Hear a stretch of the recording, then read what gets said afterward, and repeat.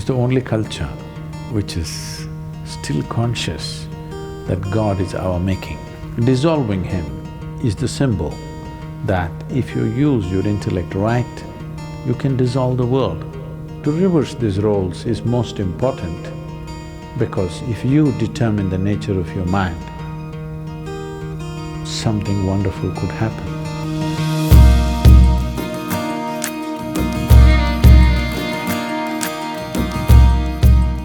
There is a festival in the months of August and September in India. It's called Ganesh Chaturthi. It is a god with an elephant face. It was not supposed to be an elephant, it was supposed to be a Ghana. Somewhere one artist made a mistake and it became an elephant. It's called Ganapati, that means the chief of Ghanas. So, they will make an image of Ganesh with clay, unburnt, and then they will paint him up nicely. Some people do without paint, some people will do with paint. And then they will worship him and huge festival, music festivals happening around him, big events. Some people build huge ones, 108 feet tall, big ones. But after that period is over, usually 1 week, 15 days, in different places, different times, then they will go and drown it in the lake or in the ocean, so that God dissolves. Create a god, create a frenzy around him, make him your entire life. For those 15 days or 1 month, there's nothing else but Ganesh. We eat what he eats, we only like what he likes, everything is about him, but then one day we'll dissolve him. Once he's dissolved, he's done. It's the only culture which is still conscious that God is our making. So, he is the symbol of intellectual activity because he wrote great scriptures and the sage who dictated the scriptures to him, the challenge for him from Ganesh was, he should not pause in the dictation. He must continuously speak and he will continuously write. He said, if you pause, I won't write further. It's a test for the sage, whether what he's speaking is really a fountainhead of his being or is it something scholarly that he makes up in his head. So Ganesh said, only uninterrupted dictation, if you do, I will write. If you pause somewhere, once I keep my pen down, I will not write again. So sage Vyasa spoke uninterrupted. It went on for months on end. Ganesh wrote without missing a single word, the best stenographer you can have. He is the symbol of human intellect. This is very symbolically right because this is the nature of your intellect. You can use it to consciously imagine something. Wonderful imagination, a man with an elephant head. An elephant head because that's the biggest head you can find on the planet.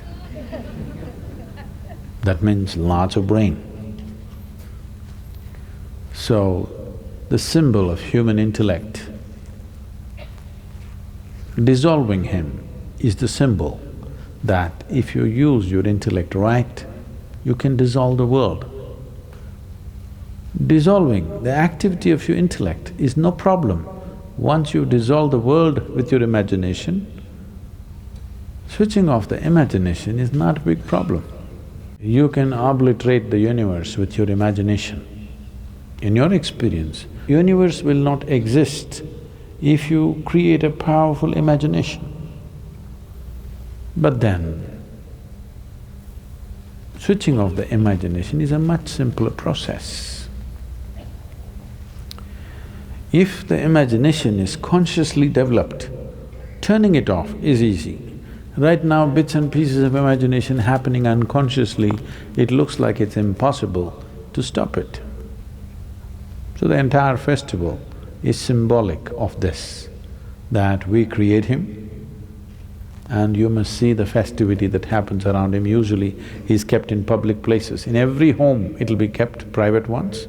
Apart from that, on the streets, big ones, many streets will be blocked for this 15 days to 30 days, traffic stopped, everything. He will be sitting right in the middle of the street, big celebrations, music, stuff happens around it, people live around him for this period. But when the time comes, they just go dissolve him and that's about it. He's done. Next 1 year, nobody thinks about him.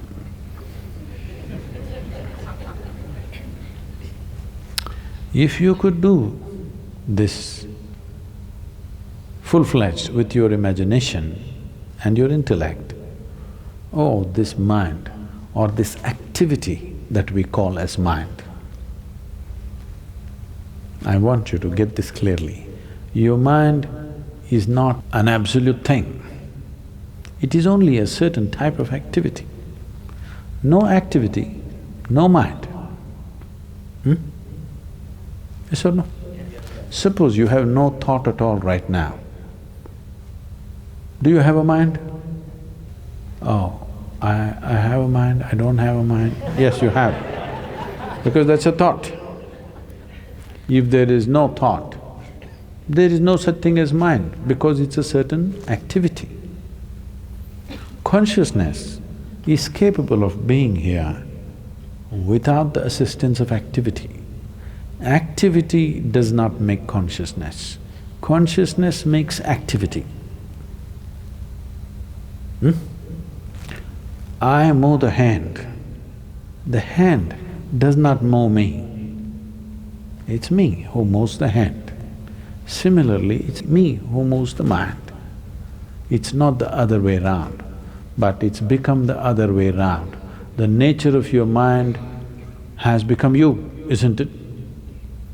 All the freaky stuff that your mind does has become your quality, isn't it? Now, to reverse these roles is most important because if you determine the nature of your mind, something wonderful could happen. If your mind determines the nature of who you are, it is an accident. Is it a terrible accident or not? That situations decide, but it's an accident.